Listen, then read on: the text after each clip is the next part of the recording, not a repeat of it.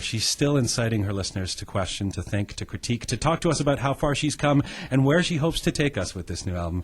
I have Tori Amos in studio with me. Hello. Hi, Gian. How are you? I'm very well. You liked the fact that that was my favorite song on the record. Yes, I do. Why? That's why Tori fought to have that as hers. Well, that's one of the Tori songs. That's the Tori song, yeah. Each song is ascribed to a different character. Why is that a Tori song? Hands lay them on my keys. Had to be, really. It feels like a sad song to me. Yeah. It was not that easy, I think, to deliver and work up just because there's so many personal things behind all the songs that I keep locked away. Husband doesn't even know what the songs are about. He'll say to me, I don't think I should know. And I think that's right. I think he wants to think of them how he sees them, and everybody needs to have their own pictures with it. I want to ask you about these characters, and that Tori fought for that song on the record with the other characters.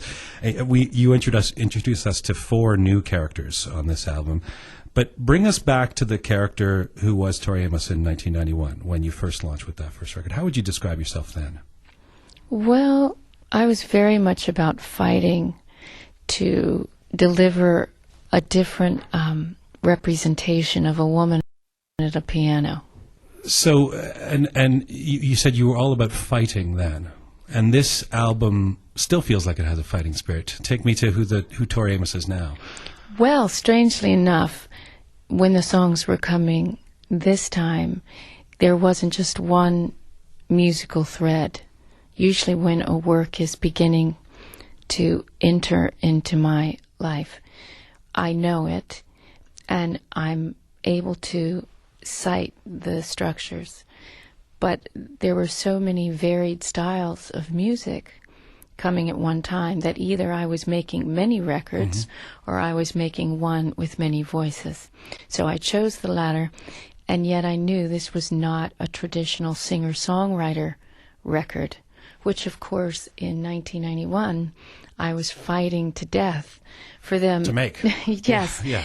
Not to take the pianos off. And now I was making sure that the piano player was confident enough that if we let the guitars have their head, that everybody felt that we can all find a balance. In terms of a raw record that expresses who you are, who you were when you first started, and fighting to be that outspoken woman, I wonder, there's the old adage about the first record is about everything you've experienced in your life until that point. Now you've been a star for 15 years. How do you still identify with, how do you keep it real, Tori? How do you identify with the same everyday concerns that allow you to still write from that position of solidarity with other women, etc.? Well, I've chosen to become an observer and not the observed. Part of this choice was made because my biggest commitment is to be a songwriter, somebody who can write music that people, when they're wherever they're from in the world, and whatever age group, that people can listen to the songs and have their own relationship with it. If I had chosen to maybe live in certain places in the world, I specifically chose not to live in L.A. And I love it. I love to visit it. I enjoy it. My British husband, forget it. He doesn't, that's not his thing. I adore it. However, when I was at the bottom of the food chain, it was a great place to be. But when you're at the top of the food chain as a musical artist, you have to force yourself to live a life that is not so airbrushed.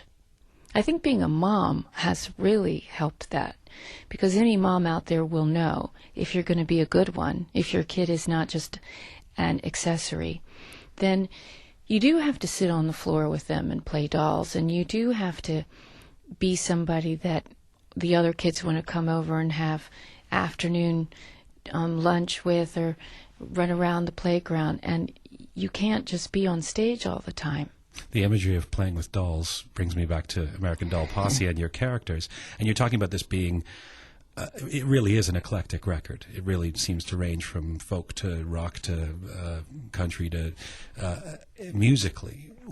You decided to put all these songs on one record. Why ascribe characters to the songs? Why isn't it just a Tori Amos record?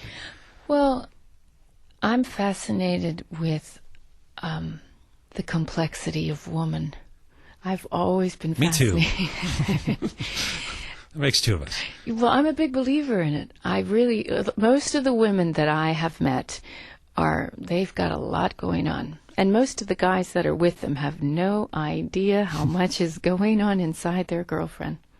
But you see, take it as it's a privilege that some of them will share their secrets with me.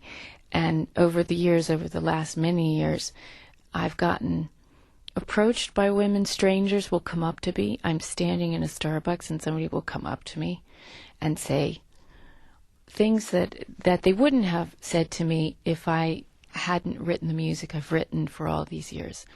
And I was at a place where, if I'm going to be really brutally frank, I was very confused 2 years ago when, yes, American women did not unify and question the leadership of our country. I was chagrined. Therefore, our country being the United States. Our country being the United States, yeah. So then I began to study these women. And I decided that if you're going to stand up against the right-wing Christian movement, the preacher's daughter and me said, how do you combat that? Because the leadership, of course, in the States is only an extension of that force. So I thought, well, their ideology is what? It's a monotheistic male authority. And what do they abhor more than anything else? The mother gods. So let's bring on the equal mother gods. I went back pre-Christianity to the Greek pantheon, and that was my foundation for the girls.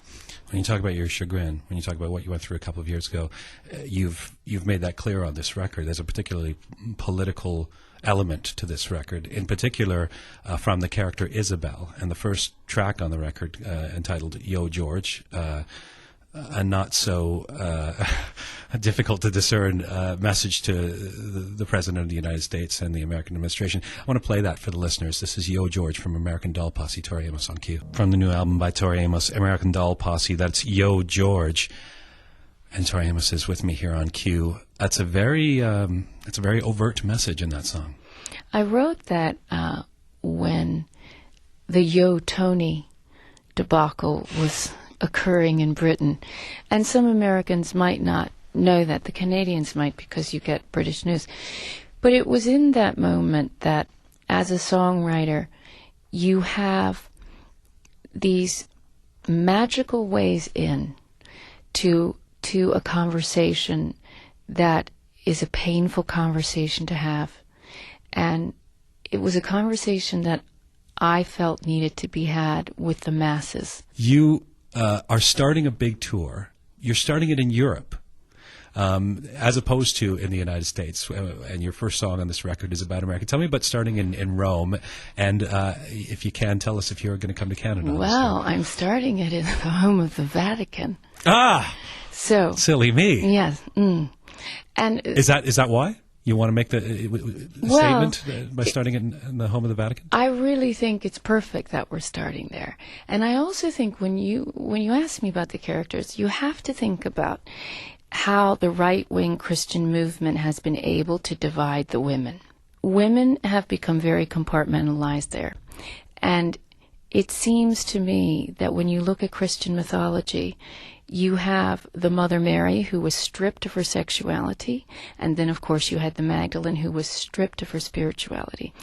And in the States, sometimes, I don't know if you've seen this, but how sexuality and liberation of that is projected, it can just be demeaning, and it's vulgar. A woman and her sexuality being sacred, that is not something that is part of the powerful sect in America. Are you coming to Canada? You know it, yeah. All right. I had to get that in there. Yeah. You didn't tell us.